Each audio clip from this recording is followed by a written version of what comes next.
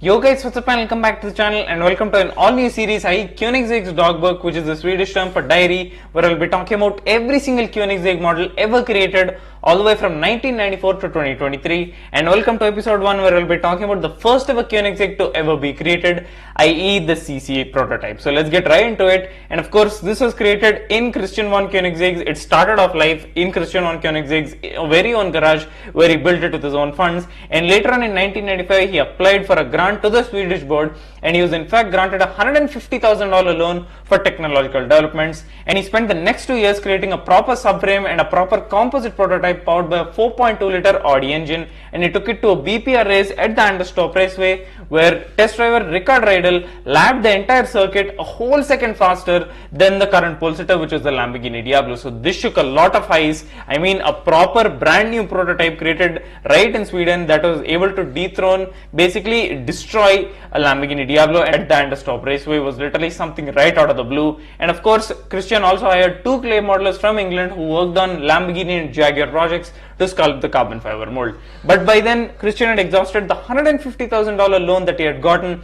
But word had spread that this type of car was being conceived and created right in Sweden, so multiple people jumped right on the opportunity and multiple people helped right on. And one of the first people was in fact Swedish actor Kjell Nielsen, who in fact signed on as a chairman of the board, and he worked for free just to see this thing come to fruition. And multiple more people came forth as well. And Kjell Nielsen actually opened a lot of doors for Koenigsegg, multiple back doors as well, where Saab engineers secretly donated their expertise to the development of the engine, where they were crafting a trionic flat 12 cylinder motor for the Koenigsegg. Yes guys, the CC8S nearly had a flat 12 cylinder engine, and even Volvo jumped in on it, where they in fact took a couple of shares in exchange for wind tunnel testing as well as track testing this beauty. And even a lot of help came from all over the world. 160 suppliers were helping out, of which 120 were based right in Sweden. So there was a lot of homeland support for Koenigsegg, and even more help came from across the pond, specifically from James Glaser, who was an American composite engineer who worked for Newman Racing or Haas Racing,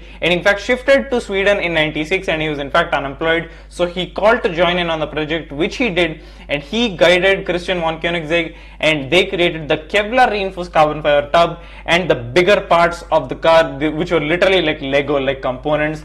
And of course, they also created the steel subframe that cradled the engine, the proper carbon fiber body for the car to keep it as light as possible, and a heck lot of refinement done to it as well. And by that time, Christian von Koenigsegg had made it crystal clear that he was creating this car to dethrone the McLaren F1 as the fastest car in the world. And Gordon Murray actually read about all this through a magazine, and in fact issued a statement on it saying that it could never be done. McLaren could never be beaten, especially from the likes of a brand new startup that was started in Sweden. Obviously, when it comes to Sweden, you wouldn't expect something from the likes of a Supra hypercar. You'd expect something from the likes of a sensible Saab or a Volvo, because they are literal kings when it comes to creating the safest cars on the planet.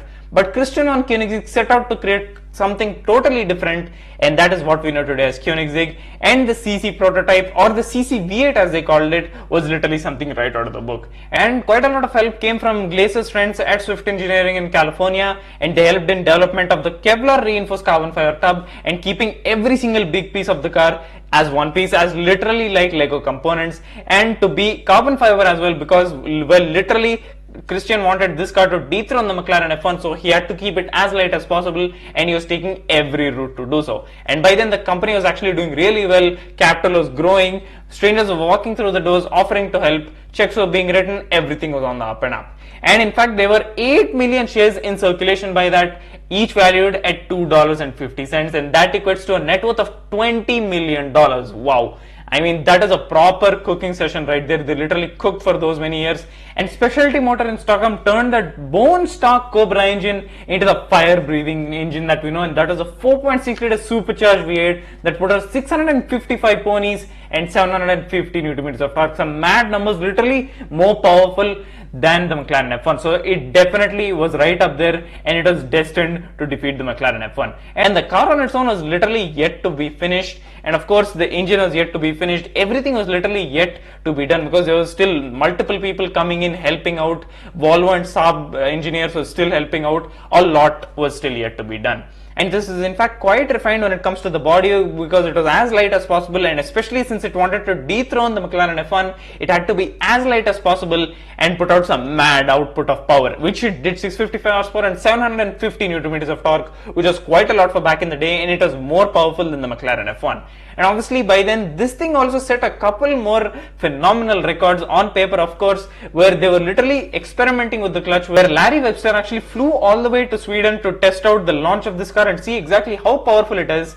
And that was when on the development clutch that this thing set a 0 to 100 mile an hour time of 8.2 seconds compared to 8.9 seconds of the latest Porsche 911 Turbo of that time and 8.5 seconds of the Ferrari F50. And that is not all, in fact. It also had a quarter mile time of 12 seconds dead compared to 12.1 seconds of the Ferrari F50 and 12.3 seconds of the Porsche 911 Turbo. So this thing was literally wiping floors on an experimental clutch. Just imagine what a perfect clutch it would do. And this in fact came with a 6-speed manual crafted by SEMA, which is also used in the Pagani Zonda. So a lot of bits were being taken from other car manufacturers. And as I said, 160 suppliers working in unison to craft probably the McLaren F1 killer. And nevertheless, the way this looks is just simply astonishing, especially from the likes of a brand new marquee that had literally just started in Sweden. And of course, Koenigsegg brought to the world probably the best doors in the business, i.e. the dihedral synchro-helix actuation doors. And of course, these doors are literally the biggest statement pieces out there. I mean, you'd think scissor doors or butterfly doors or gullwing doors make a scene, right? Nope, move over everything else, because dihedral synchro-helix doors